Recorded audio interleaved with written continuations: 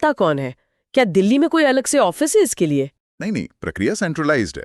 ये सारा काम सेंट्रल रजिस्ट्रेशन सेंटर यानी सीआरसी देखता है, जो मानेसर में है। वही इन एप्लीकेशंस को प्रोसेस करते हैं, सर्टिफिकेट जारी करते हैं। हाँ, एक बार कंपनी बन गई, उसके बाद उसका जो अधिकार क्षेत्र है वो दिल्ली के रजिस्ट्रार ऑफ कंपनीज यानी आरओसी के पास आ जाता है।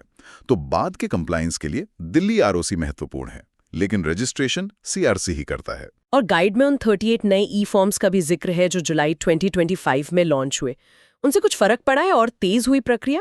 हाँ, एमसीए लगातार कोशिश कर रहा है प्रक्रिया को और बेहतर बनाने की। इन नए फॉर्म्स का मकसद यही है कि अलग अलग फाइलिंग्स और आसान हो, यूजर एक्सपीरियंस सुधरे।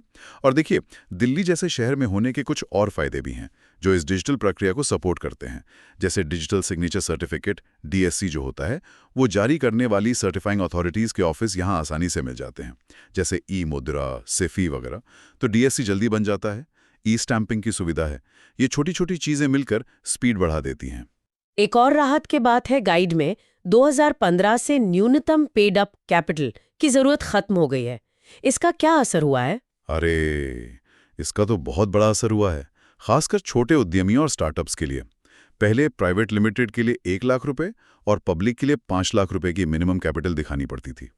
इसे हटाने का मतलब है कि अब कोई भी जिसके पास एक अच्छा आइडिया है, वो बिना ज्यादा शुरुआती पूंजी के भी कंपनी बना सकता है। इससे एंटरप्रेन्योरशिप को काफी बूस्ट मिला है। और आंकड़े भी यही बता रहे हैं। गाइड कहता है दिल्ली टॉप 3 राज्यों में है रजिस्ट्रेशन के मामले में। अप्रैल 2024 से जनवरी 2025 तक करीब 12,759 नई कंपनियां। ये तो बहुत ज्यादा है। बिल्कुल, ये नंबर दिल्ली की इकोनॉमिक एक्टिविटी और एंटरप्रेन्योरशिप के माहौल को दिखाता है। एक और इंटरेस्टिंग ट्रेंड है एलएलपी का, लिमिटेड लायबिलिटी पार्टनरशिप। गाइड के हिसाब से दिल्ली में एलएलपी रजिस्ट्रेशन में 37% की सालाना ग्रोथ देखी गई है।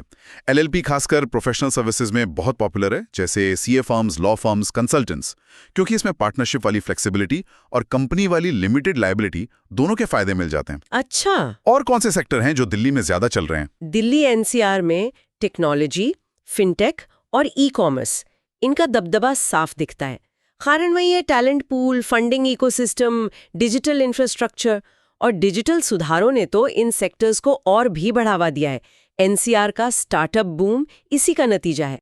ठीक है, तो कई तरह के बिजनेस स्ट्रक्चर हैं, private limited, public limited, OPC, LLP, section 8।